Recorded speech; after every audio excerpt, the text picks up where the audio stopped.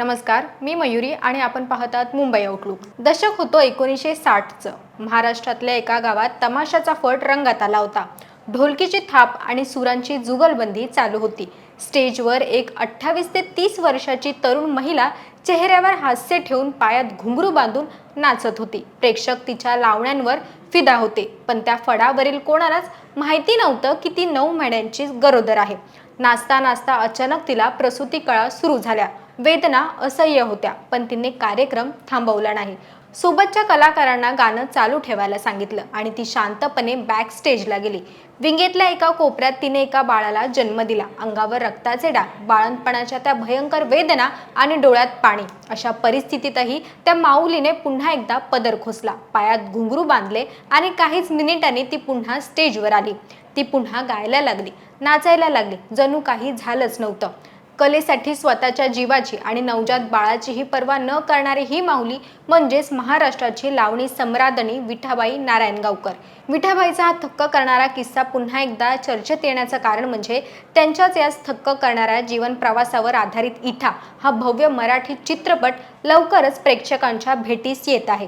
या चित्रपटात बॉलिवूड अभिनेत्री श्रद्धा कपूर विठाबाईची मुख्य भूमिका साकारत असून नुकताच या सिनेमाचं टीजर देखील रिलीज झालं आहे। या चित्रपटामधील बाळंतपणाच्या आणि लगेच स्टेजवर येण्याच्या सीनमुळे आता या चित्रपटाची आणि विठाबाईंच्या संघर्षाची सर्वत्र जोरदार चर्चा रंगली आहे। विठाबाई नारायणगावकर हे नाव महाराष्ट्राच्या लोककलेच्या इतिहासात सुवर्ण अक्षरांनी लिहिलं गेलं आहे। त्यांचा जन्म एका कलावंत कुटुंबात झाला। लहानपणापासूनच घुंगरांच्या आवाजात वाढलेल्या विठाबाईंनी वयाच्या अवघ्या 10व्या वर्षापासून स्टेज गाजवायला सुरुवात केली होती। तमाशा आणि लावणी हा केवळ त्यांचा व्यवसाय नव्हता, तर तो त्यांचा श्वास होता। त्या काळात तमाशा क्षेत्राकडे आणि त्यात काम करणाऱ्या महिलांकडे पाहण्याचा समाजाचा दृष्टिकोन फारसा चांगला नव्हता। अशा प्रतिकूल परिस्थितीतही विठाबाईंनी आपल्या कलेच्या जोरावर तमाशा या लोककलेला एका वेगळ्या उंचीवर नेऊन ठेवलं होतं। विठाबाईंनी स्वतःच विठाबाई नारायणगावकर तमाशा मंडळ हा फड चालवला होता।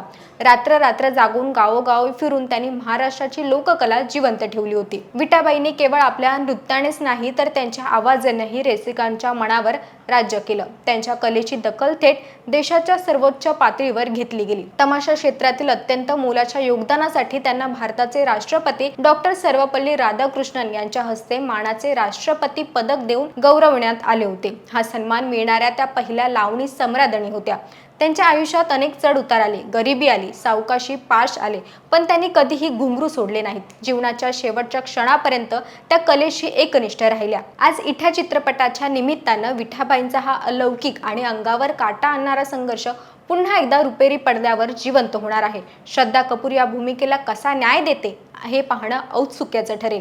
कलेसाठी बाळंतपणाच्या वेदना बाजूला ठेवून स्टेजवर नाचणाऱ्या या महान माऊलीचा इतिहास आजच्या पिढीला थक्क करणारा आहे। तुम्हाला विठाबाईंचा हा किस्सा कसा वाटला आणि तुम्ही हा चित्रपट पाहण्यासाठी किती उत्सुक आहात हे आम्हाला कमेंट करून नक्की सांगा।